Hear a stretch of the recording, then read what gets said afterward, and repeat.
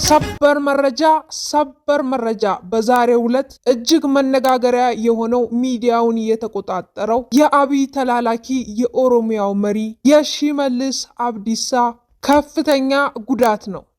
ፋኖ በመጨረሻም የአማራውን ጠላት ሽመልስ አብዲሳን አይቀጡ ቅጣት ቀጥቶታል። ፋኖ ለረጅም ዓመት ሽመልስ አብዲሳን የእጁን ለመስጠት ሲመኝና ሲያቅድ እንደቆየ የማይካድ ሀቅ ነው። ከኦሮሚያ ባለስልጣናቶች ለአማራ ሕዝብ ከፍተኛ ጥላቻ ያለው ብዙ ሴራዎችን ሲያሴር የነበረው ሽመልስ አብዲሳ በዛሬው ዕለት በልዩ ኦፕሬሽን ለሕይወቱ እየተማጸነ ሆስፒታል ይገኛል። ፋኖ ይህ ድንቅ ኦፕሬሽን እንዲሳካ ይህን መርዘኛ ሽመልስ አብዲሳን የእጁን ለመስጠት እጅጉኑ እንደለፋ ተናግሯል። ይህንን የጀግና ጀብዱ የፈጸመው ጀግናው ዘመነ ካሴ ነው። የዘመነ ካሴ ቡድኖች ይህንን ጉዳይ በታላቅ ሚስጥር ይዘው ሲንቀሳቀሱበት እንደቆዩ ነው የተነገረ። ይህ ጉዳይ ህዝቡን እጅጉኑ ሰርፕራይዝ አድርጓል። ፋኖ የአማራን ህዝብ ቁስል በደንብ ተረድቷል። የአማራን ህዝብ ልብ እያቆሰለ ያለው መርዘኛውን ሽመልስ አብዲሳን የእጁን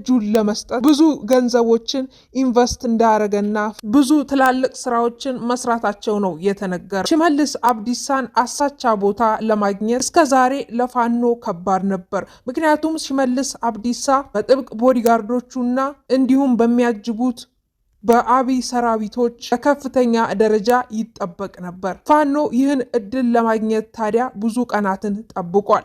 በመጨረሻም በዛሬው ዕለት ሽመልስ አብዲሳ በአዳማ ከተማ ናዝሬት የኦሮሚያ መሪዎች ልዩ ስብሰባ አዘጋጅቶ እንደለመደበት ሊዶልት በድብቅ ስብሰባ ባለስልጣናቶችን ጠርቶ በአዳማ ከተማ ስብሰባ ለማድረግ ባለስልጣናቶችን ከጠራ በኋላ በትናንትናው ዕለት ነበር ወደ አዳማ ከተማ ያመራው። ወደ አዳማ ከተማ ታጅቦ በቪኤት መኪናው ያመራው ሽመልስ አብዲሳ የኦሮሚያ ቁልፍና ባለስልጣናት ሰዎችን ከሰበሰበ በኋላ በዝግ ስብሰባ ትናንት የተጀመረው ስብሰባ በዛሬው ዕለት ጠዋት ላይ ያበቃ መሆኑን ተከትሎ ሽመልስ አብዲሳ ወደ አዳማ ከተማ ዘልቀው የተሰሩትን ኮሪደር ልማቶች ከተመለከቱ በኋላ ወደ አዲስ አበባ ለመመለስ መኪኖቻቸው የተዘጋጁላቸው ሲሆን ታዲያ ፋኖ በሽመልስ አብዲሳ ውስጥ ያሉ ሚስጥር አቀባዮቹ ሽመልስ አብዲሳ ወደ አዲስ አበባ ከተማ ሊመለስ መሆኑን መረጃ የደረሰው ሲሆን የፋኖ አባላት ከሳምንታት በፊት አድፍጠው ሲጠብቁ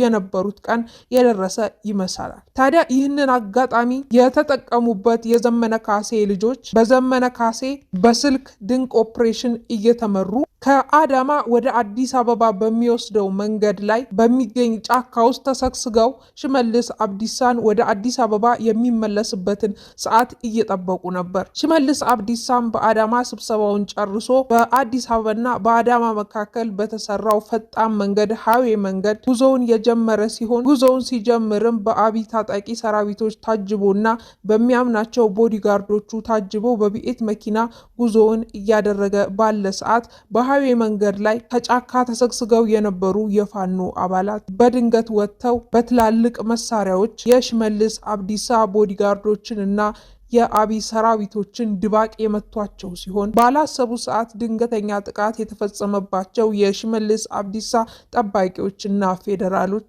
የፋኖን ከፍተኛ ዱላ መመከት አልቻሉ። ሽመልስ አብዲሳ የያዛት ጥይት የማይበሳት መኪና ጠንካራ መኪና በመጀመሪያው ሰዓት የፋኖን ጥይት የምትቋቋም ትመስል ነበር። ፋኖ ከጫካ ውስጥ ሆኖ በከፍተኛ ደረጃ በተኩስ እሩምታ የከፈተባቸው ሲሆን ታዲያ በመኪናቸው ውስጥ ሆነው ለመሸሸግ የሞከሩት ሽመልስ አብዲሳ መኪናቸው የምታድናቸው መስሏቸው ነበር። ከመኪናቸው ሲያወጡ በመኪና ውስጥ ተሸሽገው ጥይቱን ለማሳለፍ ቢሞክሩም የፋኖ ጥይት የሚቆም አልነበረም። ታዲያ የሽመልስ አብዲሳ ጠባቂዎች ወጥተው ከፋኖ ጋር ለመታኮስ የወሰኑ ሲሆን ወደ ፋኖ ላይ ተኩስ ከፍተዋል። ታዲያ ከጫካ ሆኖ ተደብቆ የሚመታቸው ፋኖ የተሻለ አቅምና ስትራቴጂ ስለነበረው የሽመልስ አብዲሳን ጠባቂዎች አንድ ባንድ እየዘረረ እንዲሁም የአብይ ሰራዊቶችን እየዘረረ ከ30 ደቂቃ እልህ አስጨራሽ ተኩስ በኋላ በቁጥር ጥቂት ሆነው የታዩት ጠባቂዎቹ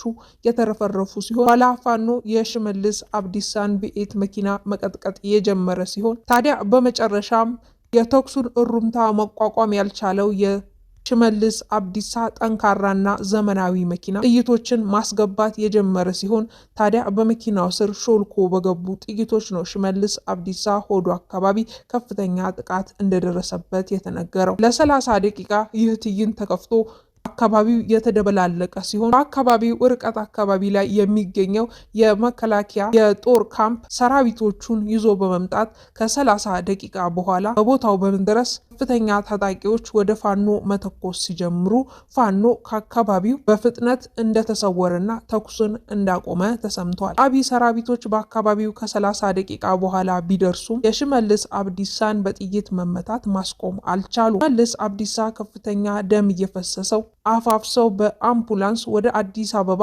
ይዘውት እንደሄዱና በኢትዮ ጠቢብ ሆስፒታል በዚህ ሰዓት ከፍተኛ የክትትል ክፍል ውስጥ ገብተው ለህይወታቸው እየተማጸኑ እንደሆነ ነው የተሰማው። በሆዳቸው አካባቢ የተመቱ ሽመልስ አብዲሳ ከፍተኛ ደም መፍሰስ እንደገጠማቸው ነው እየተነገረ የሚገኘው። በአካባቢው የተመለከቱ እማኞች ለተለያዩ ታዋቂ ሚዲያዎች በሰጡት የስልክ ቃለ ምልልስ የአይን እማኝነት ማረጋገጫ ሽመልስ አብዲሳ እንደተመቱና ከቢኤት ከመኪናቸው አውጥተዋቸው አምቡላንስ በፍጥነት ወደ አዲስ አበባ ይዘዋቸው እንደገሰገሱ በአይናቸው ያዩ የአካባቢው ገበሬ ማህበረሰቦች፣ በጫካው አካባቢ የሚኖሩ ሰዎች፣ አስፓልቱ ላይ ወጥተው ትዕሪቱን እንደ ጉድ የተመለከቱ ሰዎች የአይን እማኛቸውን እነታቸውን ሰጥተው እንዲሁም የአይን እማኞቹ እንደሚናገሩት የአብይ ሰራዊቶች በብዛት ከ300 በላይ ሆነው በመኪና ተጭነው ወደ አካባቢው የመጡ ሲሆን በፍጥነት በዛው ቅስፈት ፋኖች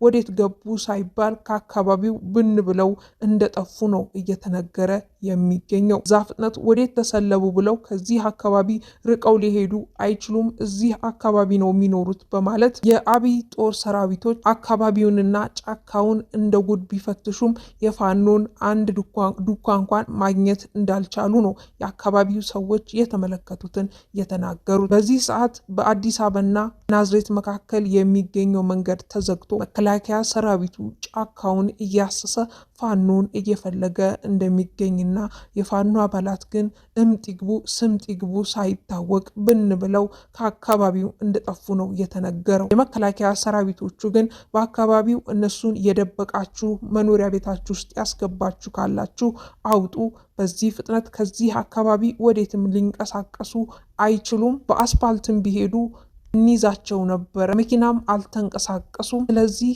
በዚሁ ጫካ ውስጥ ነው የሚገኙት፣ ከዚህ ጫካ አያልፉም በማለት ጫካውን እያሰሱ የፋኖ አባላትን እየፈለጉ እንደሚገኙ ነው የተነገረው። ነገር ግን የፋኖ አባላት ወደ ሰማይ ያርጉ ወደ መሬት ቆፍረው ይግቡ ባልታወቀ ሁኔታ ብን ብለው ከቦታው ጠፍተዋል። የብዙዎች ጥርጣሬ እንደሚሆነው ፋኖ በመጀመሪያም ወዴት መሄድ እንዳለበት፣ በምን ያህል ሰዓት ጥቃቱን ፈጽሞ ከአካባቢው መሄድ እንዳለበት በቁጥር አስልቶ በሰዓት አስልቶ ተዘጋጅቶ እንደመጣ እየተናገሩ ይገኛሉ።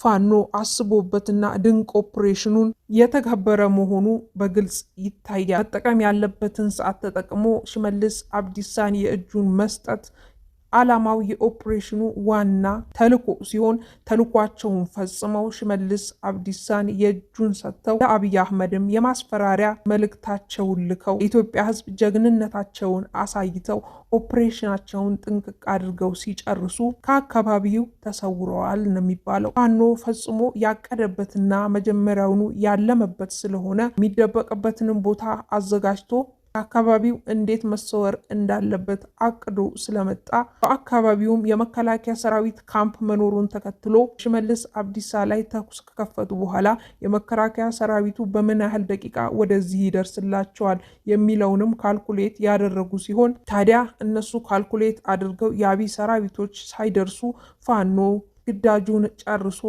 ኢላማውን መጥቶ ወደ ጉድጓዱ ተመልሷል። ይህ የፋኖን እጅግ ከፍተኛ ብልሃትና የመሪያቸውን የዘመነ ካሴ ታላቅ ጭንቅላት ያሳያል። ይህ ኦፕሬሽን ለኢትዮጵያ ሕዝብ ዘመነ ካሴ ምን ያህል ምጡቅ እንደሆነና የፋኖ አባላት ምን ያህል ብልህ እንደሆኑ ፋኖ ለኢትዮጵያ ሕዝብ ያሳየበት ሌላ ታላቅ ድልና ትልቅ ነጥብ ያገኘበት ድንቅ ኦፕሬሽን ነው። ብዙዎችን እያነጋገረ የሚገኘው የፋኖ ድንቅ ኦፕሬሽን ነው። እንዲሁም የአማራ ልጆችን ሲያሰቃይ የነበረው አማራን በግፍ ሲቀጣ የነበረው ሽመልስ አብዲሳ የእጁን አግኝቷል። ፋኖ ለአማራ ልጆች ለአማራ ሕዝብ ተበቅሏል። ለጠቅላይ ሚኒስትሩም የማስጠንቀቂያ ደብዳቤ የላኩለት ይመስላል። ፋኖ ምንም ማድረግ እንደማያቅተውና ቀጣይ ጠቅላይ ሚኒስትሩንም ከፈለገ የእጃቸውን እንደሚሰጣቸው በሌላ አማርኛ የነገራቸው ይመስላል። ጠቅላይ ሚኒስትሩ አብይ አህመድ ከፍተኛ ድንጋጤ ውስጥ